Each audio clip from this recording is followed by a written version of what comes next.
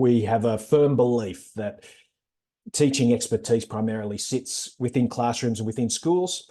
And so we work with communities of teachers to develop and support the use of high quality curriculum materials, one example of which you'll see today. The materials that we develop in conjunction with practicing teachers are informed by a series of principles.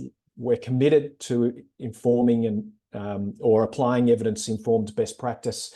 Our materials are knowledge and vocabulary rich.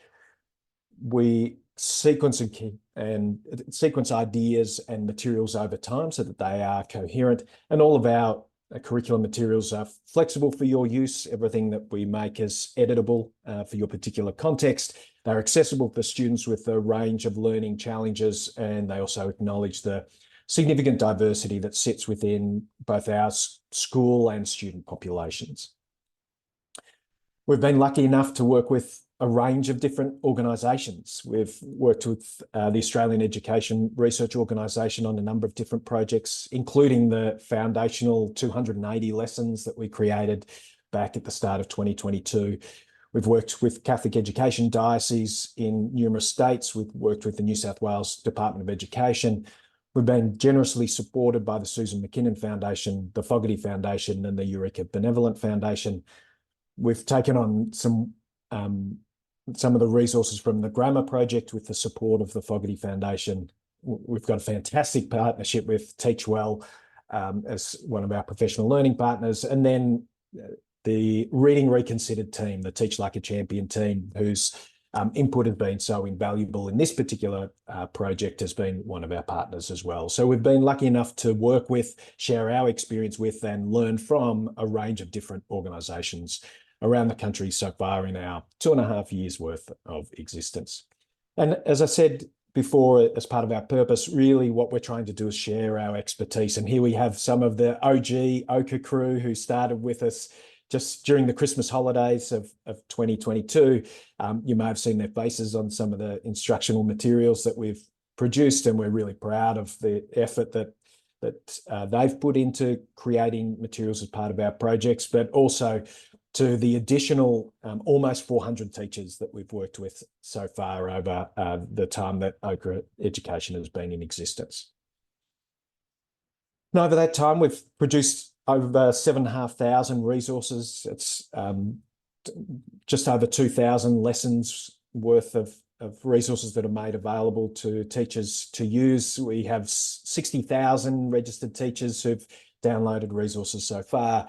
We've supported teachers from over 6,800 schools, which represents approximately 74% of all Australian schools, both primary, secondary combined, and special education settings. So we're really proud of the support that we're able to provide a wide range of schools in all states and territories of Australia, and our reach grows by the day. So we're really proud of the support that we're able to provide. But I guess that you're here today not only to learn a little bit more about Ochre Education, but also about these units that are new to our offer and a little bit different to some of the supports that we've provided in the past. So I'm going to describe a little bit about the purpose of the units before then getting into the nitty-gritty of what materials and supports are provided as part of the unit materials that you can have access to. The Novel Studies curriculum units are based on the Reading Reconsidered model from the United States. So many of you may have read this book that's created by Colleen Driggs, Doug Lemov, and his team in the United States that really aims to engage students in the reading of a complex, high-quality text. And our Novel Studies curriculum units are based on the Reading Reconsidered units that are available in the United States. And the aims of these units is to support teachers working with close reading of high quality Australian texts. And they're based on a carefully selected reading spine that I'll describe in just a moment.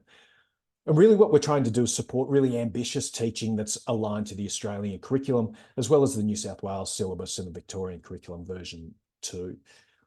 And since our novels are such a foundational element of these novel studies, you can imagine we spend a lot of time poring over novels, deciding on on which text would be most suitable for the creation of these particular units and where they'd fit in. And we started to pull together some of these suggestions using the input from an expert reference group of different organisations, education organisations around the country, into a draft Foundation to Year 10 reading spine. And the purpose of that reading spine is to lay out some suggested texts that we think are high quality texts that students should have access to over their journey from Foundation through to Year 10. And you can find a copy of the draft OCHA reading spine on our website at the moment. And since it's a draft, we welcome your feedback. And we've been lucky enough up to this point to have had hundreds of teachers provide feedback on the aspects that they like and things that they've been thinking about as they've had a look at our selection of texts. But essentially that OCHA reading spine is informing our work both on this particular project and on some of our other English curriculum units that we've been providing up to this point at years 3 to 6. So check it out if you haven't had the opportunity to look at those reading spine elements yet. So the units that we've created, they foreground a number of different elements.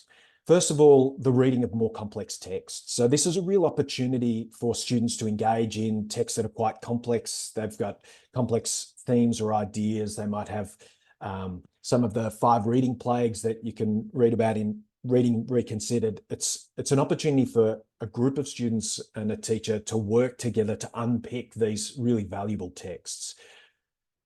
We're trying to enable teachers to close read those texts. So one way to think about these units is that the center, the core of the units themselves are actually these wonderful texts. And what we're trying to do is to gain this really deep understanding of these texts and the key themes and relationships that sit within the text that we're reading. There's a lot of explicit knowledge and vocabulary development, and I'll show you some examples of that from the curriculum materials. We're really trying to improve students' reading of non-fiction texts, and we're demonstrating through these particular units how non-fiction texts can be integrated into a novel study. So you don't have a non-fiction text being read one lesson and then you head off and read a fiction text, but rather ways in which we can integrate the two in a just-in-time approach that I think that people will find really interesting. And a lot of the writing that's done as part of these units is writing that's in direct response to the text. So we use strategies from the writing revolution to help students think about the text that they're reading and express their thinking in clear and concise ways. So we're really using those writing skills that have been developed over time to help students both think about the text and then to express those ideas to others, either through discussion or through writing it down, written communication. So the role of writing sits a little bit differently in these units to perhaps some other units that we've created in the past. What's included, just as a quick overview, we include fully resourced units. So you would receive teacher instructional materials, including lesson plans, student tasks, along with teacher guidance. And really what we're trying to do is to support teacher workload in developing a really detailed, comprehensive and high quality unit of work. We've been so lucky to be able to work with Colleen Driggs, Doug Lemov and the team in the United States to learn from their experiences developing these units, to be able to bring that experience to you and share the experiences of the teachers who've created these materials, who are practicing teachers, to support your practice. Each of the units are between 25 to 32 lessons in length, and that varies depending on the complexity of the text that we're reading and also the length, obviously, of the text. And we're designing for lesson lengths of around about 60 minutes. But there are elements in there where we can indicate sections or tasks and activities that could be left out to shorten those lessons if you needed to, depending on the lesson length that you have available to you and also the group of students that you are teaching at any particular time. Now, the novels that we currently have available, we have Blueback available right now. So if you were to pop onto the website, you can apply for access to the Blueback units. And we have another wonderful book for year 7 and 8, which is Lenny's Book of Everything, It's going to be available by the end of June. So we're really excited to bring that second unit and make that available for you and your schools very soon. And our third, the next novel that's we're going to be releasing later on this year is The Night They Stormed Eureka by Jackie French. And we're really excited to be able to bring that novel to you. As a resident of Ballarat, it's a topic that's close to my heart, and I reckon I've taught elements of the Eureka Rebellion about 500 times at all year levels. So I'm really excited about that particular novel and that unit and bringing it to you soon. So one of the questions that we frequently get is, how are these new units different to the free units that are provided on the OCA website right now as part of our partnership with Catholic Education Canberra Goulburn and the Melbourne Archdiocese of Catholic Schools? And the first element that I think is a little bit different is the way that reading and writing is incorporated in those units. So in the units that we currently have available free for download on our website, we have writing that sits as one of the really key elements of those units. And the reading that we do of the novel is supporting the development of writing skills. So really what we're trying to do in those units is build up a reading muscle and some of our reading comprehension skills, but also building up our writing skill in those units. However, when we compare that to these new units, we're starting to flip things a little bit. So we're starting to take those writing skills that students have developed over time and using those writing skills to support the reading of the text. So remembering that idea that here the texts really sit at the heart of these units, and understanding the text is the goal of what we're doing, while also building some of those close reading skills that we know are so crucial for students as they move to greater and more in-depth studies later on in school. So we're really trying to develop a deep understanding of the texts that underpin each of these units. And it's also worth noting that the materials and resourcing for these units is different. So we provide greater levels of support and advice for these units, providing lesson plans and suggested answers so that you can have models of what a really detailed curriculum looks like. And also we use the Reading Reconsidered strategies. So the elements that you can read about in the Reading Reconsidered book, you can find those elements sitting within these particular units. So if I was going to summarize some of the resource and how they sit, this is a table of some of the key elements of both the 3 to 6 English curriculum that's freely available now, as well as the new middle years novel study. They both use high quality texts, and the texts come from the Reading Spine. We tend to be a little bit more ambitious with the middle years novel study, knowing that we're going to spend more time unpacking those ideas in the text. There's a greater emphasis on close reading strategies in the middle years novel study, where we really take down a small number of pages and really break it down into smaller components and unpick some of the ways that the author is expressing themselves and the decisions that they've made in constructing a particular text. We have this differential element of writing that I described before, but there are also some additional supports that are provided to you as a teacher. So the middle years novel studies provide a knowledge organizer so that we have additional supports for students. We provide a lesson plan for every one of those lessons that's contained within the unit. We also provide exit slips, so some additional thinking and work that a student can either do before they exit the class, or they can complete for homework. So some more thinking that students can undertake that really deepens their understanding of the text. So we've got some similarities between the two because we want the English curriculum to be coherent with the middle years novel study. We've provided this greater level of detail and support for you as a teacher with these new units. So if we look at the resources that are available in the units, we've got what we've called teacher-facing elements and student-facing elements.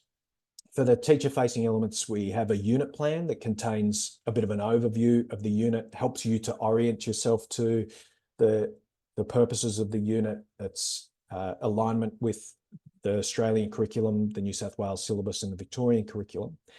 For each of the lessons, we have a lesson plan, so that runs through each of the elements of the activities, suggested answers, places in the text that you can find the information that is being referred to in the student activities. We've also got some slides, some PowerPoint slides that can support the enactment of those particular units. Now, each of these elements, the unit plan, the lesson plan, and the slides, they're all editable. So you'll get a copy of those and you can adjust them however you wish based on the needs of your particular class. We also have some professional learning resources that can support you in your use of these resources. Then you've got a series of materials that are more student-facing. So we have a knowledge organiser that organises some of the key knowledge associated with the novel, and they're the critical points that we think are important for students to know and understand as we read this novel together. And there's also a student booklet that contains all of the writing tasks, some of the non-fiction elements, links to the novel, the things that students will need to engage deeply with the novels that we're working on at any particular time. So we're just going to start with a bit of a deeper look at the resources available that we consider to be primarily teacher-facing. But you can go onto our website right now and have a look at some sample materials. So some of the things that I'm showing you today, you can find copies of. They might be abbreviated copies, but they give you a little bit of an idea about what they look like before you make any further commitment. But we'll start off with the unit plan. So the idea of the unit plan really is it's an orienting document. It gives a little bit of an indication of the recommended year levels and the duration of the unit, a unit overview and the essential understandings, the links to different curricula, depending on which year level you decide to teach this unit at, and then starts to break down that unit into the individual lessons with an at-a-glance planner. So the daily objective and content planner is designed just to give you a quick overview of what are we doing in lesson one, what parts of the novel are we going to be reading and really examining, what's our purpose here, what sorts of vocabulary or literary terms am I expecting to see in each of these particular lessons. So that unit plan is an overarching and organising document that helps orient you to the individual lessons that comprise the overall unit. Then you have a lesson plan that exists for every one of these units. So these are intended to be a support for you as the teacher as you're working with your class. So the starting point really is an at-a-glance section, and I'll talk this through a little bit more in a moment, but at a glance is just what's this lesson about. It's instead of you having to read through the entire lesson plan, it's just designed to be a section that says, okay, this is kind of what you'd expect in this lesson. This is what we're doing. This is what we're trying to achieve. And then the lesson itself starts to break down the various elements of the activities that we're working with alongside our students. So if we start at the top of a lesson plan, we've got our at a glance section. Lesson number one, it's really dealing with the epigraph that sits at the start of the Blueback novel. It's describing the lesson objective, what we're expecting to see at this point in the lesson, the sorts of activities we're going to be working with here, as well as some of the key questions, the writing revolution elements that we've incorporated here, as well as some of the literary terms that are going to come up as part of this lesson. We also have some of the vocabulary words that you need to watch out for. They are words that may be unfamiliar, tier 2 words, particularly given your school's context. If you're living, in this case with Blueback, if you've got a school community that rarely visits the seaside, then there may be some of these words that are a little bit less familiar as you're reading the novel than some others. And then we follow that in the lesson plan with an agenda, which is basically a run through of these are the different parts of the lesson. So this particular lesson starts with an introduction to the book. There's a do now, which I'll talk a little bit more about in a tick, which is an independent activity that kids are undertaking just to get themselves thinking about the text before we read together.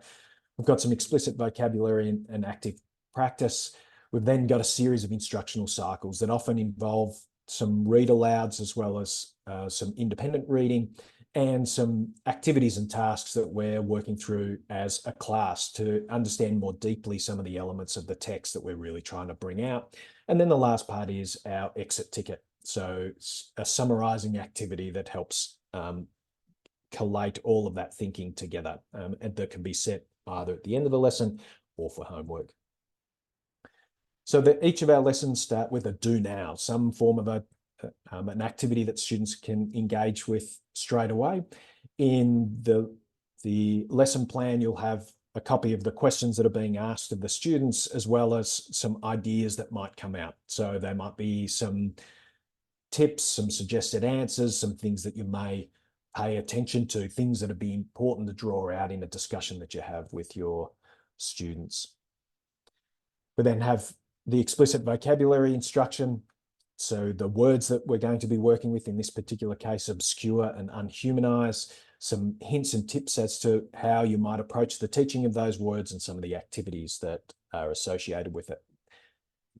There's also some retrieval practice. This is some elements that we're bringing from the previous lesson or the learning that's come before that we're going to bring back into our session today. Oops. And then next we move into lesson cycles. So each of the lesson cycles, we break down what's happening in this section, what are we reading. There's some annotation and some teacher moves that are occurring in each of the lesson cycles that you might consider, as well as some of the student activities. So we're trying to give a greater level of guidance about what it is that the teacher is doing and what the student is doing at each point in the lesson. And then finally, the lesson plan includes some information about the exit ticket. Again, a copy of the questions, and then perhaps some of the suggested answers or places in the text where students can find some evidence to support what they're saying. So the lesson plan really is there to support the teacher in terms of your teaching. And it's not meant to be a script for you to follow, but rather a support for your discussions with the students and some advice on how the materials that we're providing as part of the unit could be best used to support learning over time. We then have some lesson slides. Really, the lesson slides sit alongside the student booklet and the lesson plan to help support the learning.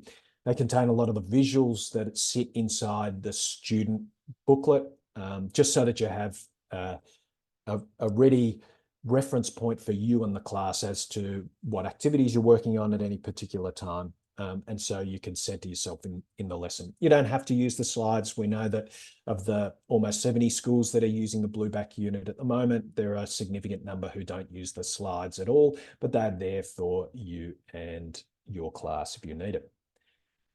So the lesson slides are organised according to the lesson plan structure. They provide a bit of an agenda for the lesson, if that's something you want to work with for your students. And so there's a slide really, or a series of slides for every one of those aspects of the lessons. For the do now, so you can collate thinking, the vocabulary work that you're doing, as well as those lesson cycles. So if we move from the teacher-facing elements to the student-facing elements, there are two main supports that are available to you. The first one is the knowledge organizer. And the purpose of the knowledge organizer really is to, on 1, 2, or perhaps 3 pages, just some of the really important terms, topics, ideas, vocabulary that we think is important for our students to learn. It might be key quotes and key themes, but it's there as an organizing document. And this really is something that's intended for the students to have access to from the start of the unit.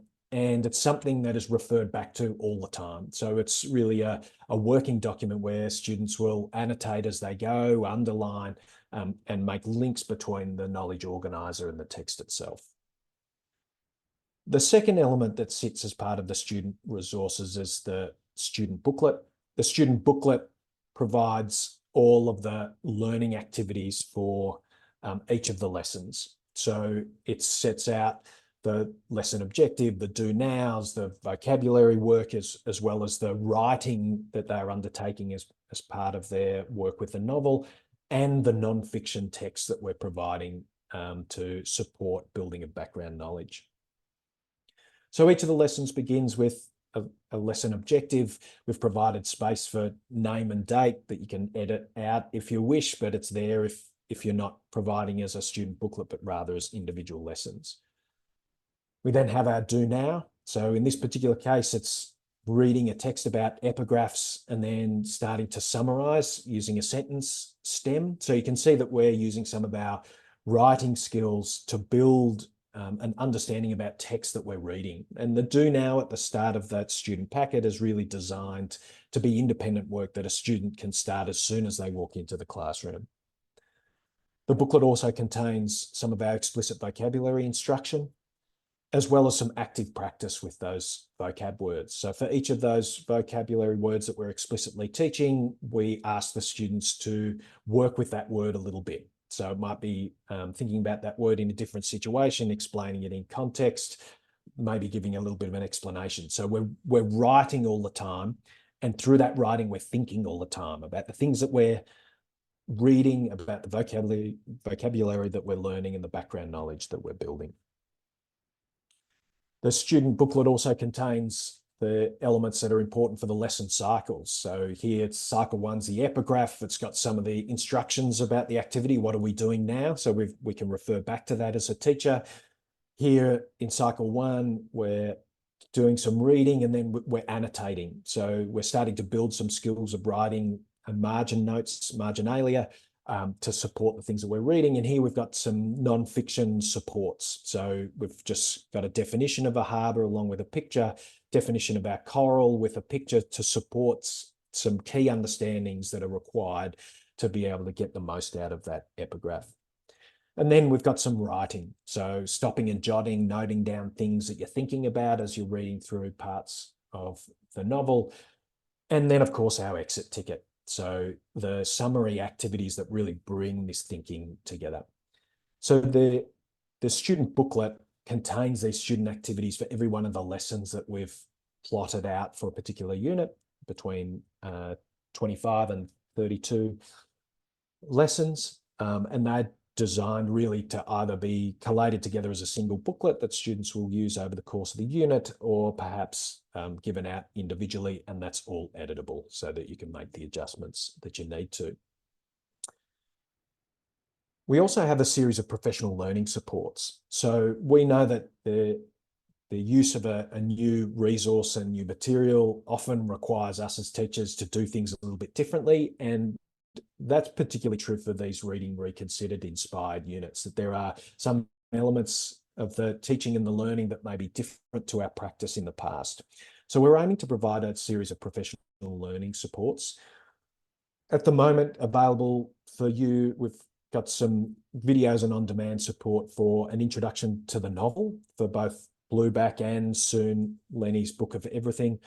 We've got some explainers about how the lessons work, what the elements of the lesson are, how we deal with background knowledge and vocabulary in these units, as well as what a writing intensive curriculum looks like. So what do we mean by having writing about the text embedded into the units? What can you see in those units? We'll also be releasing in the very near future some professional learning around reading cycles, so what the read aloud looks like, and also systems of reading. So those supports are available either now or will be available in the future for you to use with your team for 3 years, I think is the length of the access. If you want to access these resources, you'll find on our website a section that says subscription resources, and then you can find the middle years novel studies curriculum units. At this particular point, you'll have access to some of those sample resources at the moment. One of the major differences between these resources that we're providing and the years 3 to 6 English resources we provided in the past is there's a subscription cost that's involved in accessing the professional learning and the units themselves. We provide a donated license for schools who have an ICSEA score in the 25th percentile or below, or any school with enrolments of 100 or under. So you can make an application for a donated license. We're happy to say that there are dozens of schools who've had a license donated to them and are happily using the resources at the moment. For other schools, we're asking for a subscription payment at $500 plus GST per unit for a whole school license for 3 years. That money enables us to support the provision of a donated license for low ICSEA schools, and also to help us fund the creation of further units and further supports, both in our free resource catalogue, but also more of these Reading Reconsidered units. So you can head to our subscription page at any time and either apply for a donated license, or you can purchase a license and join some of those 60 odd schools who are using these units at the moment. My final element, my final call out is we have a YouTube channel. You can visit our YouTube channel to learn a little bit more about this project. We've also got on that YouTube channel all of our freely available professional learning vids for all of our different projects that we've been engaged in, from the Year 7 and 8 maths project through to middle years English, and our partnership with the Australian Education Research Organisation. You can find all of those videos sitting at our YouTube channel, and you can subscribe at any time. That's it from me in terms of the information session at the moment, but I'm happy for you if you wish to. I'm happy to take questions that you might have about the resources and how they work.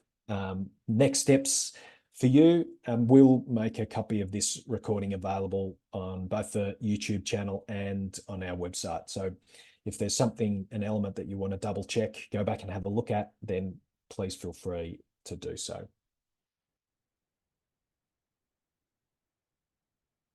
But if you want to ask a question, don't hesitate to unmute yourself and then ask a question. Hi, Reid. How are you? Amanda, how are you going? I saw the photo and I was really embarrassed at the start. No, oh no, that's one of the OGs. It's fantastic to see you again. I'm really excited about these units. I'm in a really low ICSEA secondary school, but I want to use these units. However, we have massive deficits in spelling, vocab, and sentence level writing. Writing's just atrocious. I've been trying to sort of take parts of the primary level ones, but what essentially we're trying to do is create, condense 3 hours of curriculum a day into 57 minutes, which is really tricky. Are you guys going to be doing anything to support schools with those huge deficits at a secondary level? Yeah, it's a really good question. So first of all, there are a significant number of schools who are doing exactly as you're doing, and they're picking up units that are actually designed for sometimes years 3 and 4, and as part of our the freely available materials, and using those as part of their work. We're also collating a lot of the supports that sit at those years 3 to 6 into separate packages, I guess, that you can use to help support students who need a greater development in their spelling, grammar, some of their writing skills, so they sit independent of the units themselves. And would they be like units that were like 5 weeks or something, or is it like very specific for, because given that the secondary, so apologies to those people here that are primary, but like given that secondary is a very different space to primary, like it will that consider those time constraints that we have over primary? Yes. Yep. So we're looking at ways that schools could flexibly use some of the resource and supports that currently exist. So that's one of the things that's on our work plan at the moment, Amanda, is just thinking about what supports do we already provide and how can we rework them in such a way that's going to support people who are working with either small or large groups of students that require a significant amount of additional support and scaffolding, and also taking into account that you may not have a 60-minute block, or in the case of the years 3 to 6 primary resources, a 2-hour block every day to teach some of these elements. So it's definitely something we're thinking about and working on at the moment. Awesome. Thank you. Yeah, the unit, I think we've got access to the units and they look amazing. It's just some of our skills deficits are just huge. So wondering if it's going to be appropriate or not at this stage, but thank you. That's great. Do you think you'll be doing that this year, or was that a next year thing?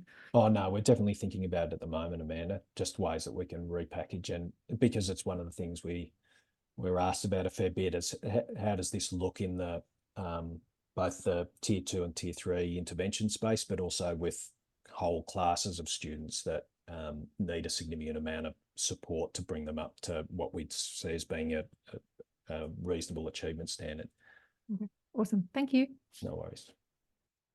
There's just a question from Kathy asking for your advice on using whole class novel studies where there are students that are not at the required reading level. Yeah, it's a good question. These particular units are designed to be read together as a class. So it's similar for the units that we've got year 3 to 6, but providing the teacher makes judgments about how much they read and how much other students in their class might read at any particular point in time, and we provide some guidance around that. And so what we believe that this allows you to do is to give students who perhaps wouldn't be able to read complex texts independently because of their word level or sentence level reading skill, really the opportunity to enjoy a more complex text that maybe their reading levels can't give them access to, but they may be able to access through listening comprehension. So there's some guidance that's provided as part of this particular project that might help with you and some of your decision making with students who are at a wide range of reading levels. Yeah, thanks, Karen.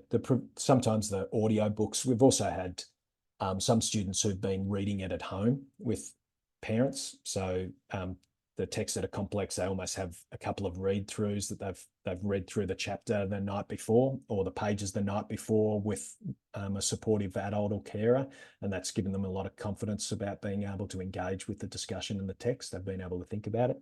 Probably the biggest challenge we've had with that is them being so keen to share that they know what happens in this next bit, that they don't spoil it for everybody else when they get to read it as a class.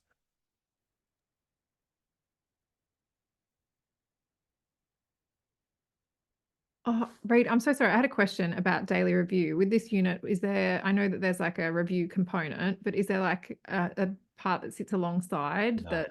Okay, no. right. So schools could institute or use existing daily review materials to sit on top, but we felt that having a daily review plus a do now that uses up potentially a lot of school time, right, for lessons that are 60 minutes. Okay, cool. Thanks. No worries. Jodie's got a good question there. The units are middle years, and we define middle years as years 5 to 8. And we think there's a fair bit of flex in terms of where you might position those actual units. We've given suggestions. So for example, Blueback, we suggest at 5 and 6, but we know that there are a significant number of schools who are using them at year 7 and 8. And Lenny's Book of Everything, we've got sitting at 7 and 8, but we know that some schools are using them from year 7 to year 9 at the moment. So although we provide a little bit of a range, so 5 to 8 for the whole project, and then some suggestions for individual texts, we know that teachers are really good at making judgments about the students that are in their classes and what text might be suitable for them, and they can be moved up or down and adjusted for the students that they're working with.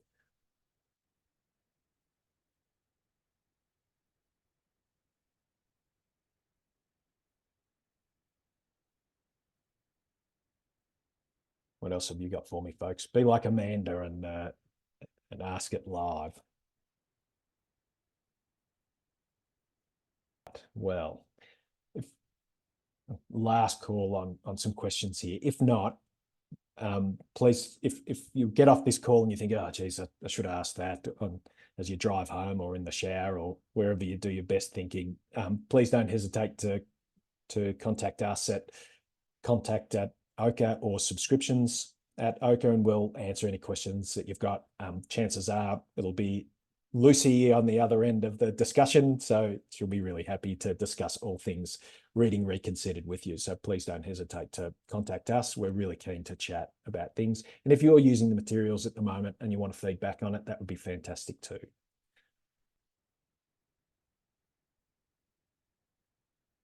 All right, well, thank you very much for coming along and spending 45 minutes with me and the team. I hope it's been useful for you and your school.